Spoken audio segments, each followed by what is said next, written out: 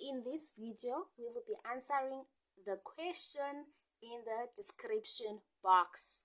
It reads as follows. 2-point charges are separated by 25 centimeters as shown in the video. So these are the 2-point charges and the distance between them. This distance is 25 centimeters. Find the net electric field these charges produce at point A. So the first part of the question, we are asked to find the net electric field these two charges produce at point A. And then for B, for the second part of the question, we are asked to find the net electric field that these two charges produce at point B. And then C, you are asked what will be the magnitude and direction of the electric force this combination of charges will produce on a proton at A. Okay, first part of the question. We're supposed to find the net electric field that these charges will produce at A. So the first thing we want to do, we want to call this charge 1, just to differentiate as we're doing our calculations, and we're going to call this charge 2, right? Now, at A, this is my point A. Now, the electric field that will occur at point A, because of charge 2, will be moving towards charge 2.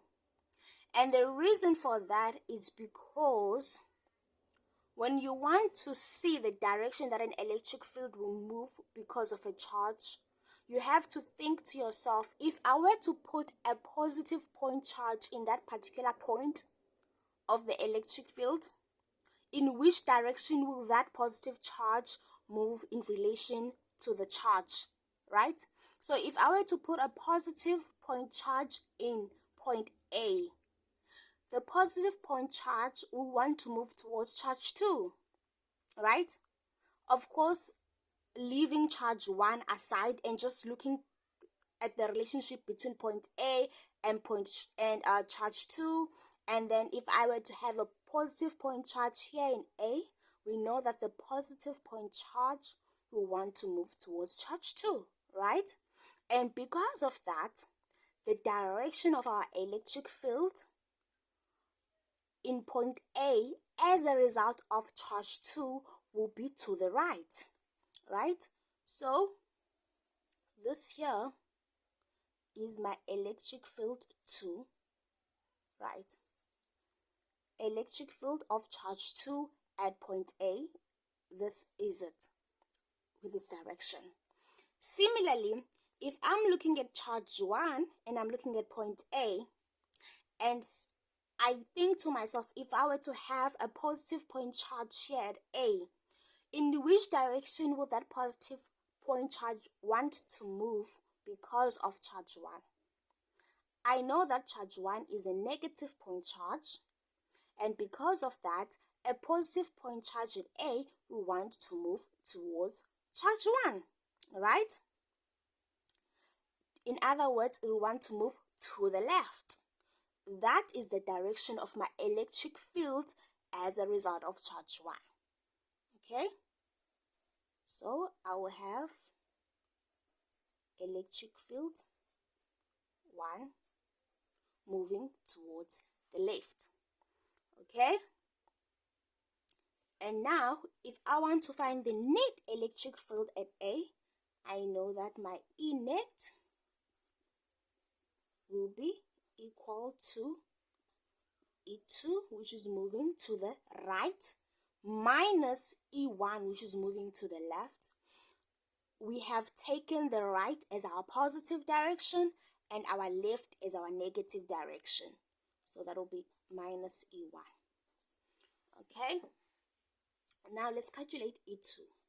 So E2 will be equal to Coulomb's constant times charge 2 divided by the distance between charge 2 and point A, right? So this is equal to 9 times 10 to the power of 9 and the charge 2 is equal to 12.5 times 10 to the power of minus 9 coulombs divided by r squared. This is gonna be 10 times 10 to the power of minus 2 squared. If we put this in a calculator, we're supposed to get a value of 11,250 newtons per coulomb. Okay, and of course this is to the right,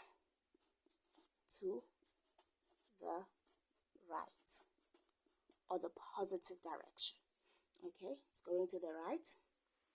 Remember, we put a positive 12, not a negative, because we're supposed to have the absolute value of charge 2, right? And then if you go to the electric field at point A as a result of charge 1, we'll do similarly, have our coulombs constant, the absolute value of charge 1 divided by the distance between charge 1 and point A.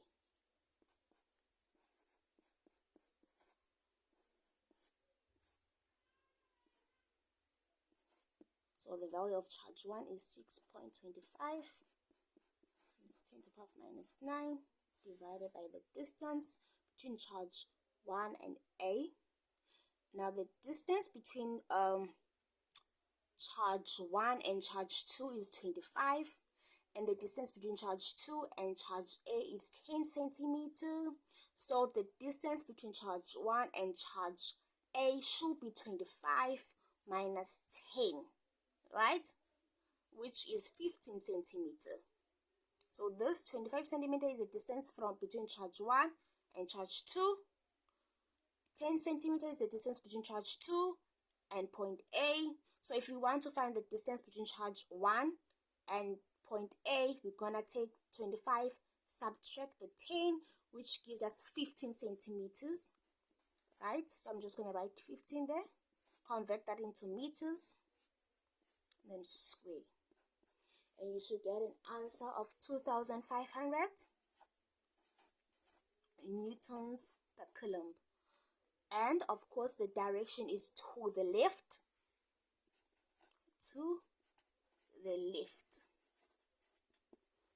right?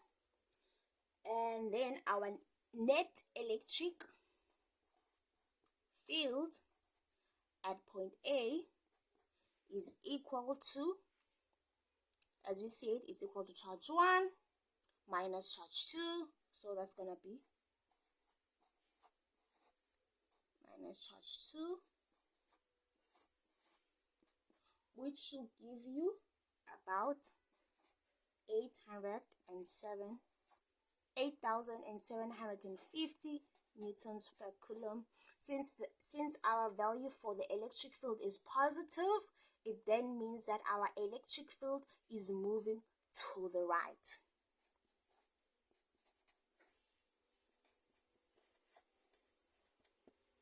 Right? Okay. Now let's go to B.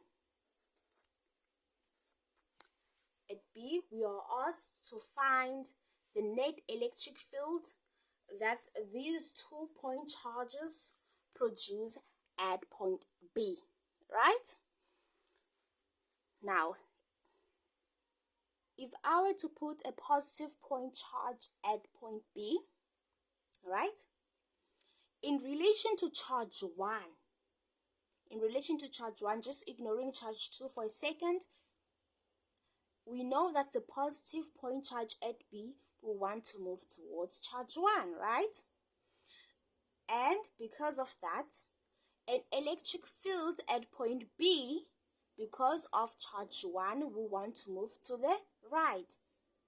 The direction of the electric field at point B in relation to charge 1 is the same direction that a positive point charge at B will want to move towards as a result of charge 1.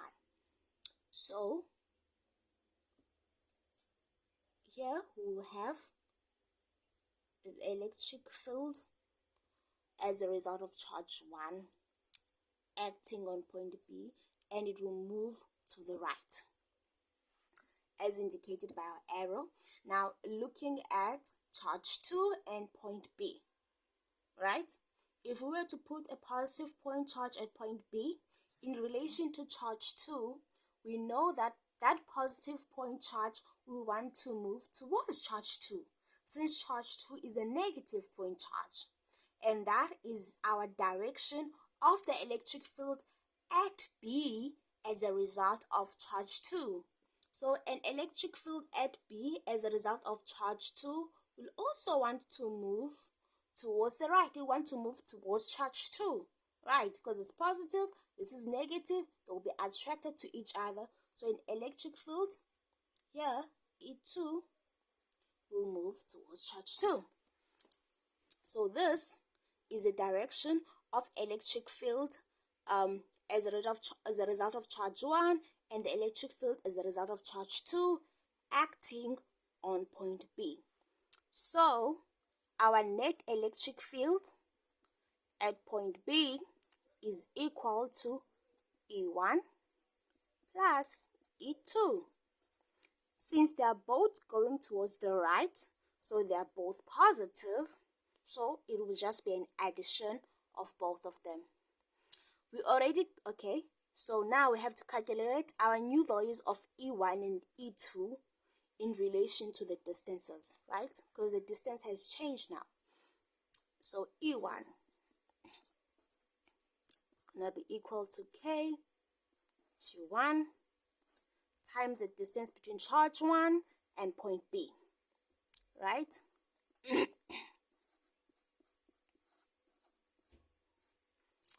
Okay, charge 1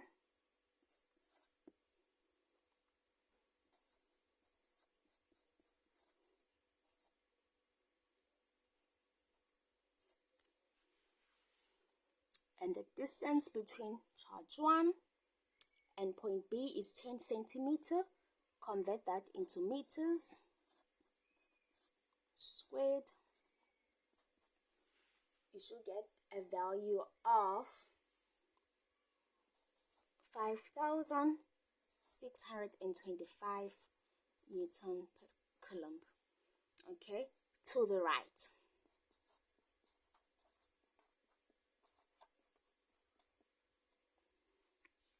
And then for E2,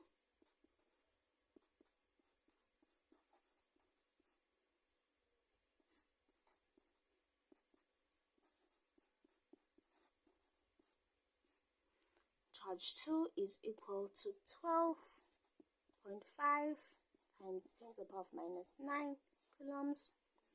The distance between charge 2 and point B is 25 centimeter plus 10 centimeter, so that is 35 centimeter. 35, convert that into meters squared, should give you a value of 918.37 Newton per Coulomb to the right. And our E net is the addition of both E1 and E2. So E1 is 5,625 and our E2 is 918.37. So this gives us a value of 6,543.37 newtons per coulomb.